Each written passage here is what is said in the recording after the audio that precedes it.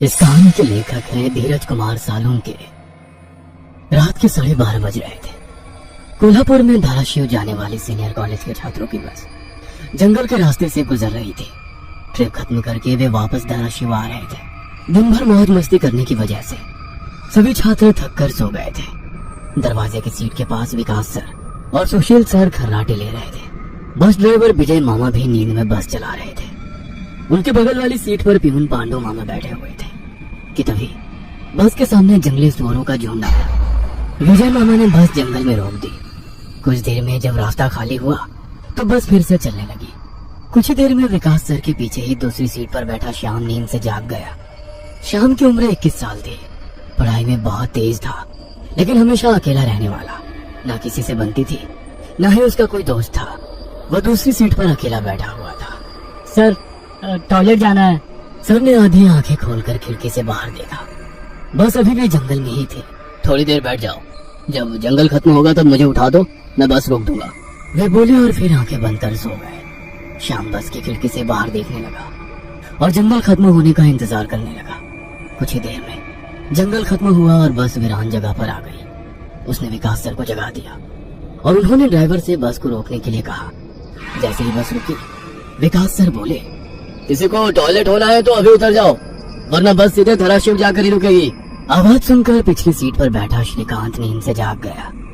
विकास sir torch लेकर पहले बस से बाहर उतर गए। उनके पीछे पीछे श्याम और श्रीकांत भी उतरे और वो दोनों अलग अलग झाड़ी के पीछे टॉयलेट करने गए। श्याम टॉयलेट करके वापस आया, लेकिन श्रीकांत अभी भी नहीं आया था कि तभी श्रीकांत जोर से चिल्लाया।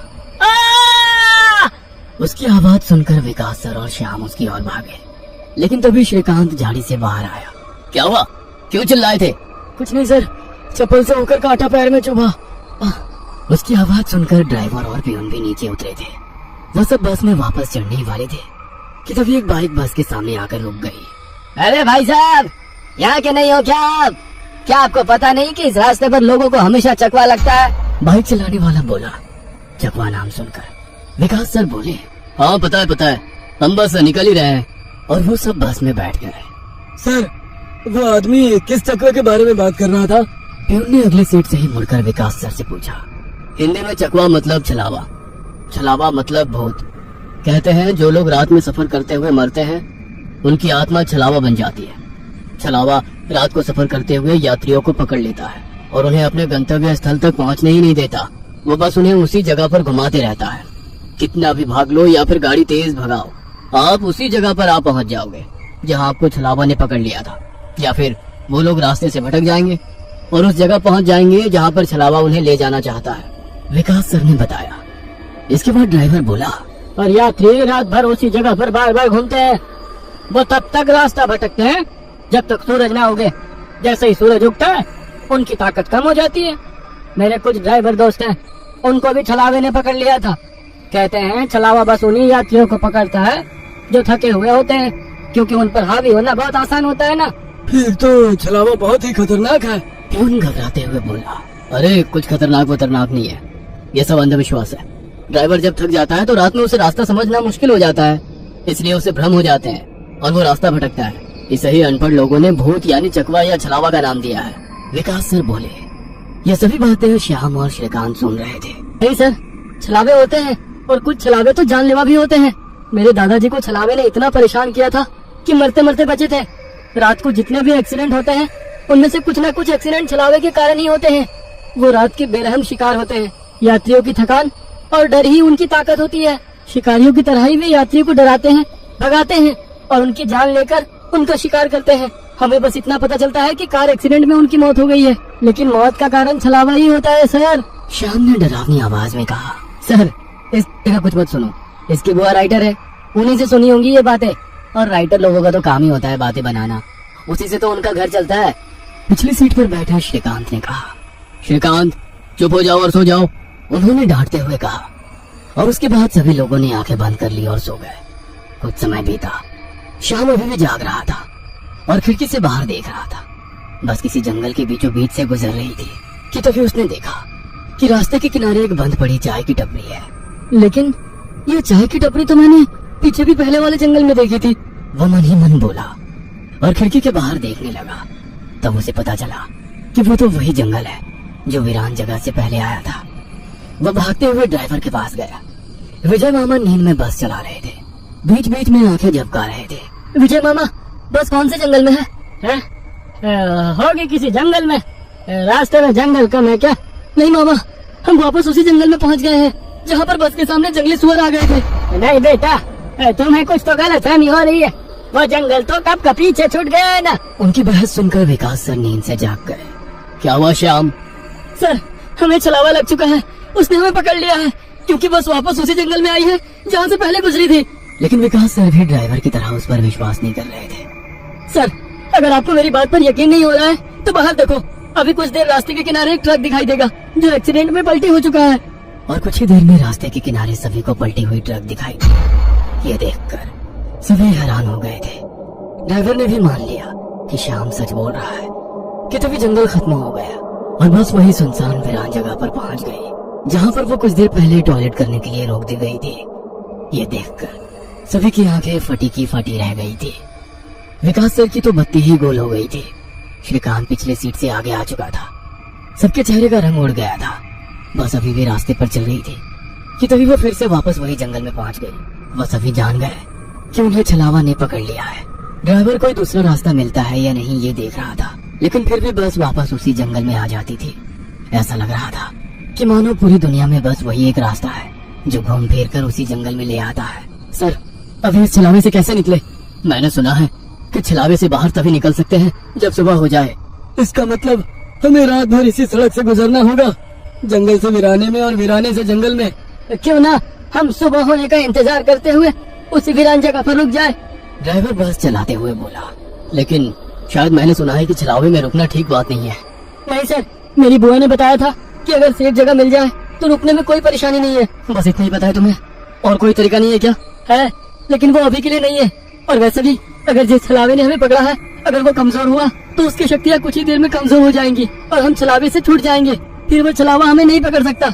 इन सभी की बातें सुनकर सोए हुए सुशील सर जाग गए। अरे क्या हुआ? आ गया क्या मेरा बोरगांव? सुशील सर उबासी लेते हुए बोले। तभी सभी ने उन्हें घटी हुई घटना बता दी। यह सुनकर सुशील सर के तो मानो होश ही उड़ गए। लेकिन तभी ड्राइवर जोर से चिल्लाया, सर, आगे एक गांव आया है। यह सुनकर सभी लोग ड्राइवर की तरफ भागे। तब उन्हें रास्ते के किनारे एक बोर्ड दिखाई दिया जिस पर लिखा था, बोरगांव में आपका स्वागत है। यह देख सुशील सर जोर से चिल्लाए, ये तो मेरा गांव है, लेकिन हम यहाँ इतने जल्दी कैसे पहुँचे? हमें तो कोल्हापुर से निकले मुश्किल से 2 घंटे हो गए हैं और मेरा गांव कोल्हापुर से 6-7 घंटे की दूरी पर है। इस कहानी के लेखक हैं धीरज कुमार सालुंके। ये आपका गांव नहीं है सर, छलावा है। आपके मुंह से बोरगांव का नाम सुनकर छलावा हमें बोरगांव दिखाकर गुमराह कर रहा है। लेकिन अच्छा हुआ बोरगांव आ गया। मुझे लगता है कि हमें यहाँ पर सुरक्षित जगह ढूंढकर छिप जाना चाहिए। और सुशील सर के घर से ज्यादा सुरक्षित किसका घर हो सकता है? लेकिन सर, छलावे में एक जगह पर रुकना खतरे से खाली नहीं है और छलावा खुद में ही खतरा है। वो खुद में सुरक्षित जगह कैसे रख सकता है? तुझे मेरे से ज्यादा पता है क्या? बचपन से मैं भूतों के बारे में सुनते और पढ़ते आया हूँ। तू तय रहा। विजय मामा, बस सुशील सर के घर की तरफ ले चलो। सुशील सर ने ड्राइवर को अपने घर का रास्ता दिखाया, लेकिन तभी उन्हें उनके गली में लोगों की भीड़ दिखाई दी। बस आगे नहीं जा सकती थी, इसलिए उन्होंने बस दूर ही खड़ी कर दी। भीड़ में खड़े लोग जोर जोर से रो रहे थे और भीड़ का रुख सुशील सर के घर की तरफ ही था। भीड़ के रोने की आवाज सुनकर वे सभी लोग डर गए। सुशील सर बस से उतरे और भीड़ में घुस गए। उनके पीछे पीछे सभी भीड़ में घुस गए। वह सभी भीड़ को चीरते हुए सुशील सर के घर के सामने जा पहुंचे और आगे का नजारा देख उनकी रूह कांप उठी, क्योंकि जमीन पर खून से लथपथ 4 लाशें पड़ी हुई थी और वो लाशें थी सुशील सर के बीवी बच्चे की और उनके माता पिता की। उन सभी की किसी धारदार हथियार से गला काटकर हत्या कर दी गई थी। खुद के परिवार की लाशें देखकर सुशील सर का दिल सहम गया और वो रो पड़े। ये क्या हो गया? किसने मारा उन्हें? उन्होंने रोते हुए एक आंख वाले बूढ़े आदमी से पूछा, आज तुम्हारे बेटे ने चाकू से तुम्हारे बच्चे का और तुम्हारे माता पिता का गला चीर कर उन्हें मार डाला और फिर खुद का गला काट कर खुदकुशी कर ली क्या? लेकिन क्यों? उसने ऐसा क्यों किया? अरे तुमने ही उसे ऐसा करने पर मजबूर किया होगा, वरना वो तो बहुत ही समझदार और नेक दिल इंसान थी। क्या शादी के इतने सालों बाद भी मैंने उसे कभी रुलाया नहीं है और आप मुझ पर इल्जाम लगा रहे हैं? तुमने ही उसे ऐसा करने पर मजबूर किया है। ये लो चाकू और अपनी जान देकर अपने गुनाह का प्रायश्चित कर लो। वैसे भी तुम अकेले इस दुनिया में जीकर क्या करोगे? खुद की जान दे दो, वरना उनकी आत्मा को कभी शांति नहीं मिलेगी। न जाने सुशील सर को क्या हुआ, वो उस आदमी की बातों में आ गए। ऐसा लग रहा था कि वो उसकी बातों से वश में आ गए थे। उन्होंने वो चाकू अपने हाथ में लिया और रोते हुए बोले, हाँ हाँ, मैं प्रायश्चित करूंगा, मैं अपनी जान दूंगा। वैसे पास खड़े ड्राइवर ने उन्हें रोका। अरे सर, ये आप क्या कर रहे हो? ये सब छलावा है, आपका परिवार नहीं है, आपका परिवार घर पर सुरक्षित है। तभी एक आंख वाला आदमी बोला, तूने अगर एक लफ्ज भी आगे कहा तो तुम्हें पकड़कर गांव के बीचों बीच सूली पे चढ़वा देंगे। यह सुनकर ड्राइवर डर गया और चुप बैठ गया। सुशील सर ने जमीन पर बैठकर चाकू की धार अपने गले पर रखी। सर, ऐसा मत करिए, ये सब कुछ छलावा है, इसके चंगुल में मत फंसिए सर। लेकिन फिर भी सर होश में नहीं आ रहे थे, इसीलिए प्यून ने गुस्से में आकर उनको चांटा मारा। तब जाकर वो होश में आ गए और उन्होंने चाकू नीचे फेंक दिया। ये देख एक आंख वाला आदमी गुस्सा हो गया। भाइयों, इन लोगों को भीड़ से बाहर निकाल दो, इन्हें हम बाद में देखेंगे, पहले इस सुशील के बच्चे को पकड़ लो। ये सुनकर भीड़ में खड़े लोगों ने सभी को भीड़ से बाहर कर दिया। श्रीकांत, विकास सर, प्यून और ड्राइवर भीड़ के अंदर घुसने की कोशिश कर रहे थे, लेकिन अंदर घुस नहीं पा रहे थे। सुशील सर के हाथ पैर बांधकर उन्हें जमीन पर बिठाया गया। सुशील सर अपनी जान की भीख मांग रहे थे। मुझे कोई बचाओ, विकास सर, पांडु मामा, मुझे प्लीज बचाओ, मुझे बचाओ।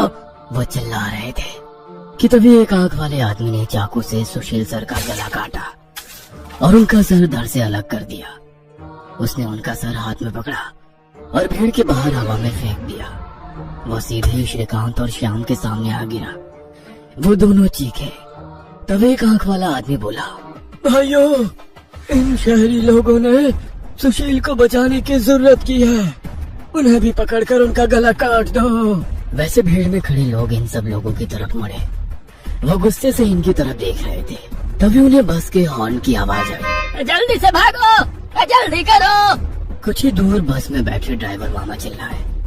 उनकी आवाज सुनते ही श्याम, श्रीकांत, विकास सर और प्यून बस की तरफ भागे। भीड़ उनका पीछा कर रही थी। ये सभी लोग जैसे तैसे बस में चढ़ गए। गांव वालों ने बस पर पथराव किया।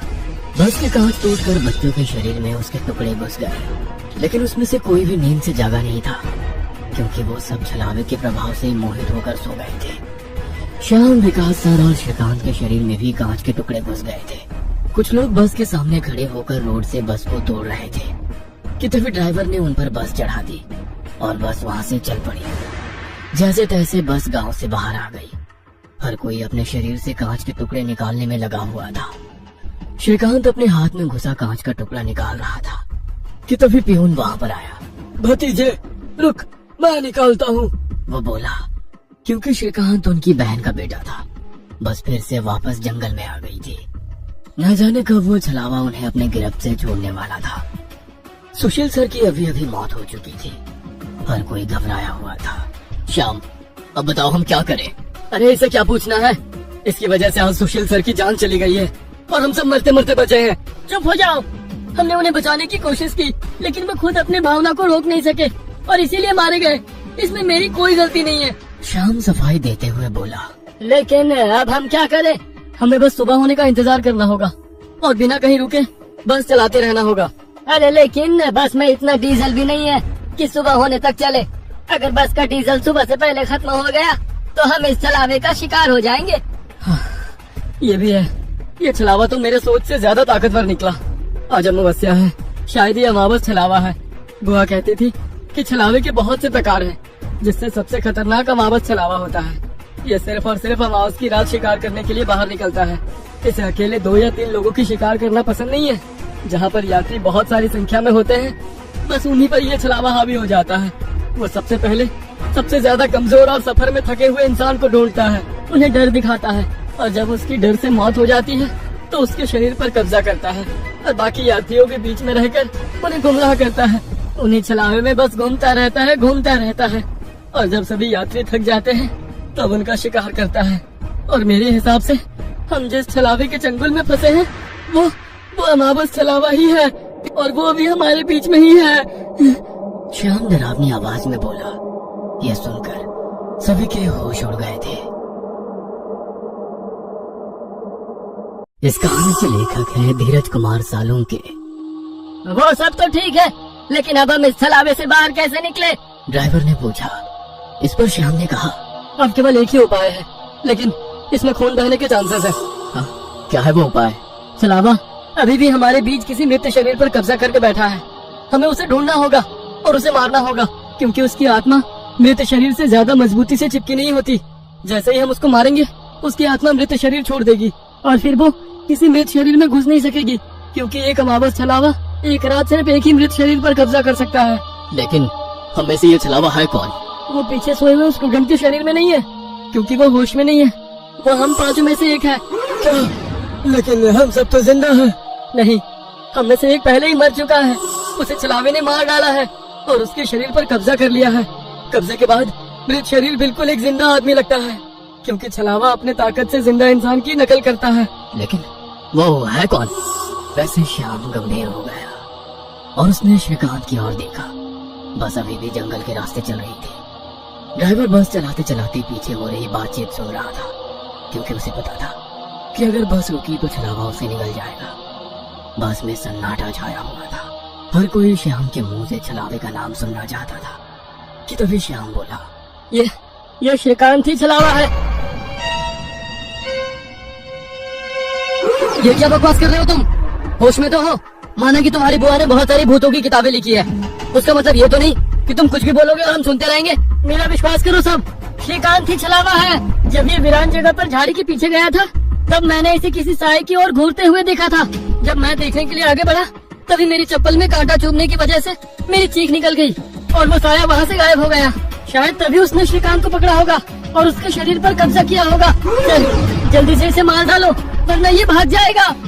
ये सुनकर सभी के होश उड़ गए, लेकिन उसकी बात में कुछ तो वजन था। श्याम, जबान संभाल कर बात कर।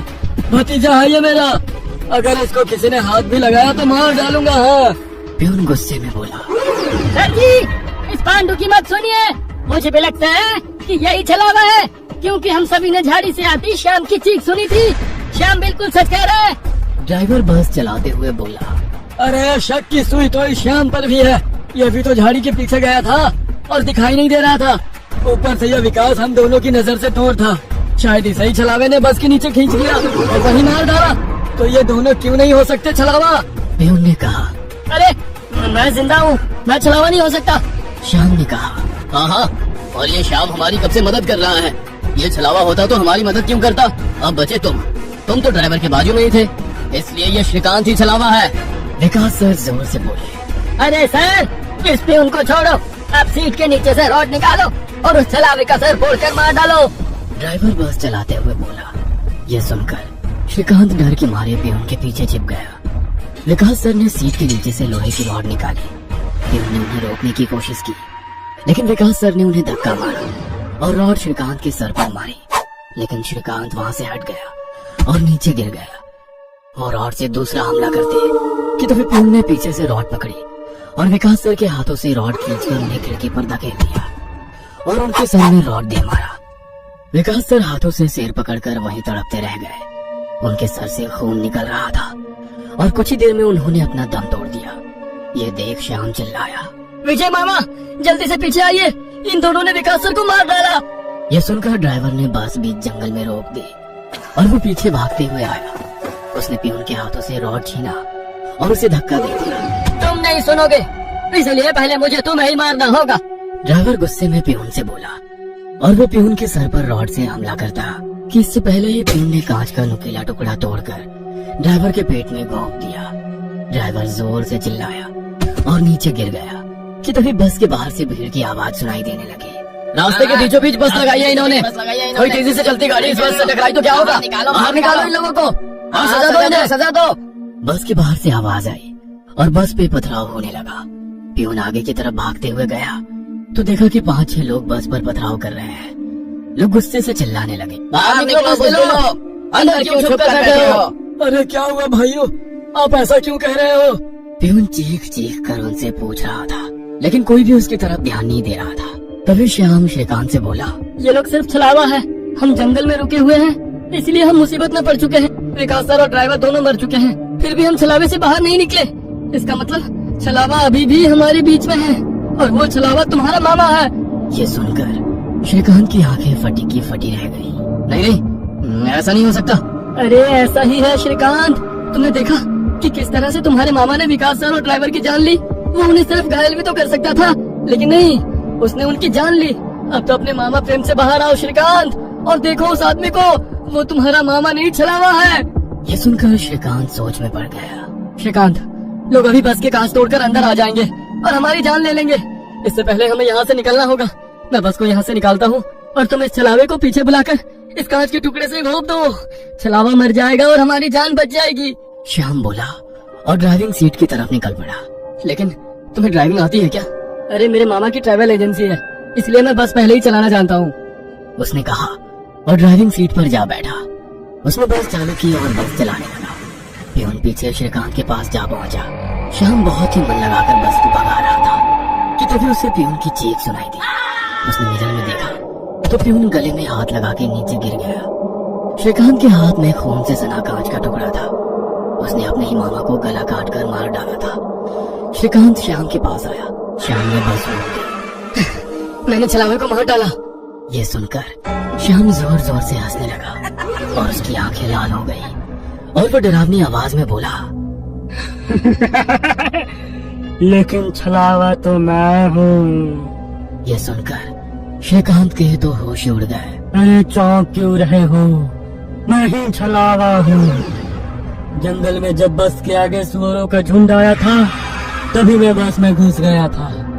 मैंने बस में सबसे कमजोर और थका हुआ यात्री चुना।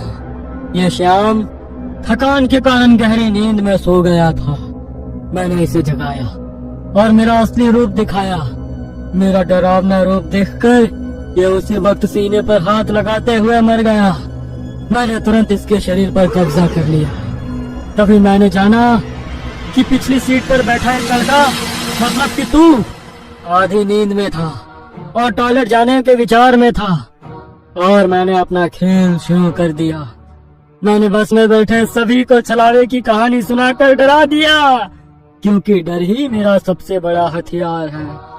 मैंने जानबूझकर तुम सबको गुमराह किया और सुशील सर के गांव ले गया और तुम्हें छलावे में रुकने के लिए मजबूर किया और सुशील सर की जान ली। मैंने ही विकास सर, तेरा मामा और ड्राइवर को एक दूसरे से लड़ाया ताकि वो आपस में लड़ कर मर सके। और आखिर में मैंने तुम्हारे हाथों से ही तुम्हारे मामा का खून करवाया। ऐसा कहकर वो हंसने लगा। यही मेरा खेल यानी कि शिकार थी। तूने अपने ही मामा की जान ली, उस मामा की जिसने तुम्हें बचाने के लिए अपनी जान पर खेलकर 2 आदमियों की जान ली। अब तुम्हारा जी कर क्या फायदा। ये सुनकर श्रीकांत की आंखों में आंसू आ गए। उसे अपनी गलती का एहसास हो गया। श्रीकांत, आओ बैठ जाओ इस ड्राइविंग सीट पे और ठोक दो इसे किसी पेड़ पे। ले लो खुद की और इन सभी यात्रियों की जान। छलावा श्रीकांत की आंखों में देखकर बोला। शायद उन लाल आंखों का जादू श्रीकांत पे हो रहा था। वो छलावे की बातों में आ गया था, जैसे सुशील सर आ गए थे और खुद की जान लेने के लिए तैयार हो गए थे। शायद श्रीकांत को अपने किए का पछतावा हो रहा था और वो छलावे की बात मानने वाला था कि तभी श्रीकांत ने अपने आंसू पोंछे और वो जोर से चिल्लाया, मामा! छलावे को पीछे पैरों की आवाज सुनाई दी और उसने मुड़कर देखा कि तभी पियून ने लोहे का रॉड छलावे के सर पे दे मारा और उसके सर पर 4-5 बार हमला कर उसका सर कुचल दिया। तुम्हें क्या लगा खेल केवल तुम ही खेल सकते हो? अरे मैंने तो तुम्हें तभी पकड़ लिया था जब तुम विकास सर और ड्राइवर की मौत देखकर मुस्कुरा रहे थे। तुम अपनी खुशी छुपा नहीं पाए, तब मेरे दिमाग में तुम्हारी बातें आई। जानबूझकर तुमने हमें गुमराह करके छलावे में रोका और तुम्हारी वजह से सुशील सर की जान गई। तुमने मुझ पर ही छलावा होने का इल्जाम लगाया। हाँ? पर मेरे मामा विकास सर और ड्राइवर के बीच आग लगा दी। पर बाद में तुमने मुझे ही मेरे मामा को मारने के लिए कहा। और हद तो तब हो गई जब तुमने कहा कि तुम्हारे मामा की ट्रैवल एजेंसी है, जबकि श्याम का मामा तो हमारे कॉलेज के बाहर गोलगप्पे का ठेला लगाता है। श्रीकांत ने अपने मामा के हाथों से लोहे की रॉड ली और छलावे से बोला, अब तुम चैन से शिकार करने के लिए अगले अमावस की रात का इंतजार करो, क्योंकि आज तुम खुद शिकार हो गए हो। और ऐसा कहकर उसने एक रॉड का वार उसके कुचले सर पे कर दिया और उसके शरीर से छलावा काले धुएं के रूप में बाहर निकला और बस के बाहर निकल गया। और जैसे ही छलावा बस से बाहर निकल गया, सभी स्टूडेंट्स नींद से बाहर आ गए। आज पहली बार कोई अमावस छलावा किसी यात्री से हारा हुआ था। बस के ऊपर हवा में उड़ता हुआ छलावा दर्द से तड़पने लगा और चिल्लाते हुए हवा में बिखर गया। उस छलावे को अपनी योनि से मुक्ति मिल गई, क्योंकि ये सृष्टि का नियम है कि जब भी कोई छलावा इंसान से हारता है, उसका अंत हो जाता है और उसे मुक्ति मिल जाती है। आधी रात का समय था। एक गाड़ी हवा से बातें करती हुई लोनावला की घुमावदार सड़कों पर दौड़ी चली जा रही थी। गाड़ी के अंदर तेज म्यूजिक चल रहा था और अंदर बैठे चारों नौजवानों अक्षय, रवि, आयशा और आदि ने अपने हाथ में एक एक कोल्ड ड्रिंक की बोतल पकड़ी हुई थी, जिसमें उन्होंने शराब मिला रखी थी। शराब के नशे में झूमते हुए अचानक ही अक्षय ने गाड़ी में ब्रेक लगाई। अचानक ब्रेक लगने के कारण चारों को एक जोरदार झटका लगा और जैसे शराब का नशा एक झटके में चूर हो गया। घबराते हुए रवि, आदि और आयशा गाड़ी से बाहर निकल आए। क्या हुआ अक्षय, इतने जोर से ब्रेक क्यों लगा दिया? सब ठीक तो है ना? लगता है डिक्की खुली रह गई है। जा दी, तू चेक कर गया? कुछ नहीं हुआ बे, बस वैसे ही मजे ले रहा था। इसका बर्थडे है, इसे परेशान करना तो बनता है ना। तुम्हें अगर ज्यादा मस्ती सूझ रही है तो हटो, मैं ड्राइव करती हूँ। गाइस, मुझे लगता है अक्षय पीकर आउट हो चुका है। ए आयशा, चुप करके बैठना पीछे। बोला ना तुझे मजाक कर रहा था। अरे आ जाना यार, कुछ नहीं है डिक्की में, बैठ जल्दी। आशा के बुलाने पर आदि भी आकर अपनी सीट पर बैठ जाता है और अक्षय वापस से गाड़ी स्टार्ट कर देता है। यार 100 की स्पीड में भागती गाड़ी में तूने ब्रेक लगा दिया। अगर गाड़ी पहाड़ से नीचे गिर जाती तो अभी इन वादियों में भूत बनकर घूमते अपन लोग हैं। यार प्लीज ऐसा करो, किसी लॉज पर गाड़ी रोक दो, हम लोग सुबह निकलेंगे। अब तेरी क्या प्रॉब्लम है? तुम लोग समझ नहीं रहे हो यार, तुम सबको चढ़ गई है, अपने होश में नहीं हो तुम लोग। इस तरह लॉन्ग ड्राइव पर जाना सही नहीं है और तुम लोग अभी इस हाईवे के बारे में ज्यादा कुछ जानते भी नहीं हो। यार तेरा ही बर्थडे मनाने जा रहे हैं, तू सारा मजा मत खराब कर। अच्छा बता, क्या प्रॉब्लम है इस हाईवे में? यार मैंने बोला ना, ये रास्ता सही नहीं है। यहाँ के लोकल्स का कहना है कि आगे पहाड़ी पर अक्सर रात में एक्सीडेंट होते हैं। क्या बकवास है ये? एक्सीडेंट किस रोड पर नहीं होते हैं? इसमें क्या नई बात है? होते हैं, सब जगह होते हैं, लेकिन यहाँ पर वजह कुछ और होती है। बस तो यू टर्न लो और पीछे चलो। अब तो तूने चैलेंज कर दिया भाई को, अब गाड़ी नहीं रुकने वाली। आदि के लाख रिक्वेस्ट करने पर भी अक्षय ने फिर से गाड़ी का गियर बढ़ाया और एक बार फिर से उनकी गाड़ी हवा से बातें कर रही। आदि की बातें नहीं कर रही। बाकी के दोस्त भी अंग्रेजी गाने की धुन पर आंख बंद करके थिरक रहे थे, लेकिन आदि अभी भी अक्षय के साथ आगे की सीट पर थोड़ा सिकुड़ा सहमा सा बैठा हुआ था। रात का सन्नाटा हर गुजरते पल के साथ गहराता जा रहा था। रात के तकरीबन 2 बज गए थे। पीछे की सीट पर बैठे बैठे रवि अब झपकियां लेने लगा था। तभी एक बार फिर से अक्षय ने जोरदार ब्रेक लगा दिया तो गाड़ी जाकर सड़क किनारे लगे पेड़ से जा टकराई। अक्षय, तुम्हारा दिमाग खराब हो गया है क्या? ये क्या मजाक लगा रखा है बार बार? अब तुम चुपचाप ड्राइविंग सीट से उतरो, नहीं तो अच्छा नहीं होगा। अरे यार कोई मजाक नहीं है, मेरी गाड़ी के सामने अभी अभी ना जाने कहां से एक लड़की आ गई थी। अच्छा, तो अब कहाँ गई वो लड़की? मुझे तो यहाँ कोई लड़की नजर नहीं आ रही। मेरा यकीन करो आयशा, गाड़ी के सामने एक लड़की थी, उसे देखकर ही मैंने ब्रेक लगाया तो गाड़ी डिसबैलेंस होकर इस पेड़ से जा टकराई। ट्रस्ट मी, मैं कोई मजाक नहीं कर रहा। रात के 2 बज रहे हैं, इतनी रात को इस सुनसान सड़क पर कोई लड़की क्यों घूमेगी? और अगर तुम्हारी बात मान भी ले कि यहाँ कोई लड़की थी, तो अब वो लड़की कहाँ है? आदि, तुम तो अक्षय के साथ ही बैठे थे ना, तुम्हें कोई लड़की दिखाई दी? मुझे तो कोई लड़की दिखाई नहीं दी। पता नहीं अक्षय क्या कह रहा है। मुझे कुछ समझ में नहीं आ रहा है यार, लड़की अचानक कहाँ गायब हो गई? समझ लो हमारा एक्सीडेंट होते होते बचा है अभी। आदि, आयशा और अक्षय गाड़ी से नीचे उतरकर बातें कर रहे थे और अभी सब कुछ अनसुना करके चैन की नींद सो रहा था। इसे देखो, अभी गाड़ी खाई में गिर जाती तो ये सोते सोते कुंभकर्ण ऊपर पहुँच जाता। इसीलिए बोलती हूँ, लिमिट में पिया करो। अब तो सही कह रही है, शायद मुझे चढ़ गई है। मैं पीछे बैठता हूँ अब तू ड्राइव कर ले। ना बाबा ना, अब तो मेरी आंखें नींद से भरी हो रही हैं। तू ही चला गाड़ी, लेकिन अब ध्यान से चलाना। अक्षय एक बार फिर से ड्राइविंग सीट पर बैठ गया और आयशा पीछे बैठकर झपकियां लेने लगी। कुछ देर बाद, यार आदि, मुझे ऐसा लग रहा है हम बार बार उसी रास्ते पर आ रहे हैं। सब गोल गोल घूम रहा है यहाँ, वही पेड़ वही पहाड़। मुझे सच में चढ़ गई है क्या यार? तू एक बार लोकेशन चेक करना। भाई पहाड़ एक जैसे ही होते हैं, इसमें क्या अलग होगा? आदि अपना मोबाइल निकालता है, लेकिन मोबाइल में कोई नेटवर्क ही नहीं आ रहा था। यार मेरे फोन में नेटवर्क ही नहीं है। तभी अक्षय को गाड़ी की लाइट्स में सामने एक आदिवासी पहनावे वाली लड़की दिखाई देती है। लगता है मुझे फिर से वहम हो रहा है।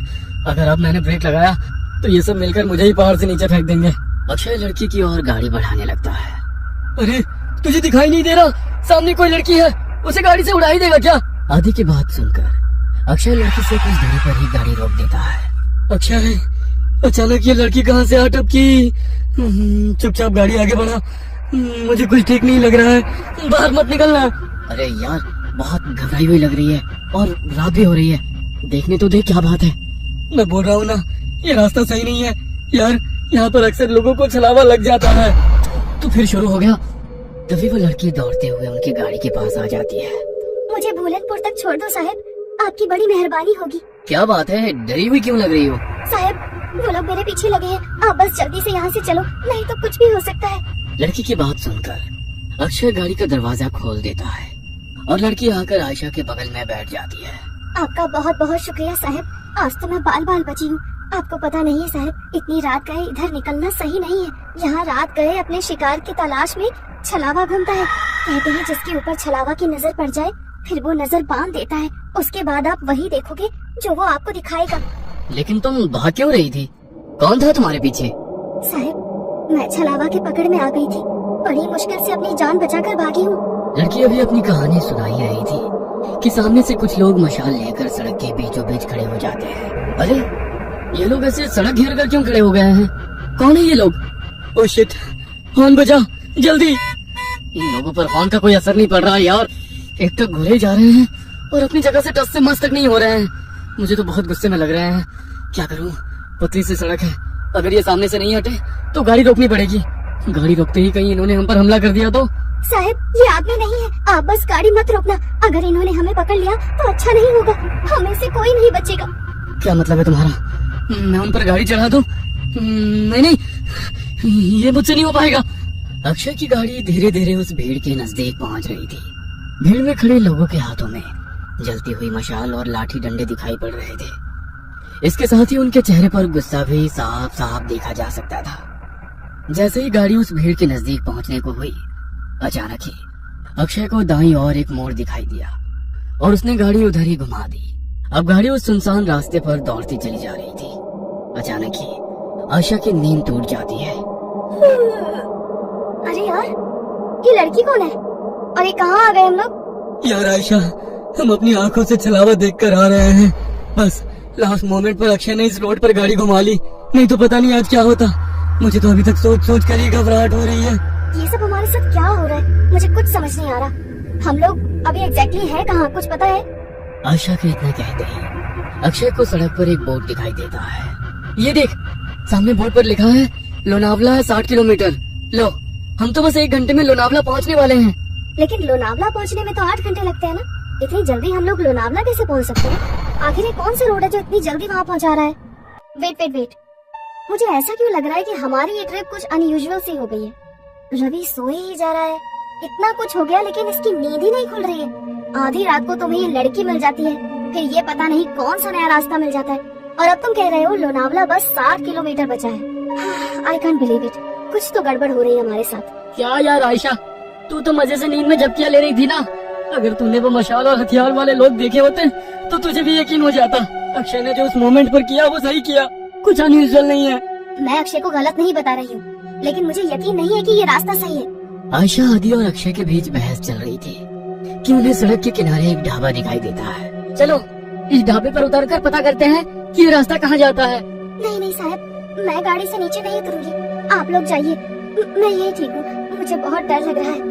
मुझे भी लगता है कि हमें यहाँ पर नहीं उतरना चाहिए। जहाँ तक मुझे पता है इस पहाड़ी रास्ते पर कोई ढाबा नहीं है, फिर ये ढाबा अचानक कहाँ से आ गया? अरे यार चलो ना, तुम लोग हर काम बिगाड़ते क्यों रहते हो? कुछ खाने को मिल जाए तो ले लेंगे, फ्रेश भी हो लेंगे। ये रवि तो उठ ही नहीं रहा है, इसके लिए भी कुछ पैक करा लेंगे। आदि और अक्षय के कई बार समझाने पर भी आयशा और वो लड़की गाड़ी से उतरने के लिए तैयार नहीं हुई। इसीलिए वो दोनों ही ढाबे के अंदर पहुंच जाते हैं। वहां पहुंचकर अक्षय सिगरेट सुलगा लेता है। आदि सिगरेट पिएगा? दूर रख इससे, पहले ही शराब पी रखी है, ऊपर से ये सिगरेट। पागल मत बन अक्षय, तुझे गाड़ी भी चलानी है।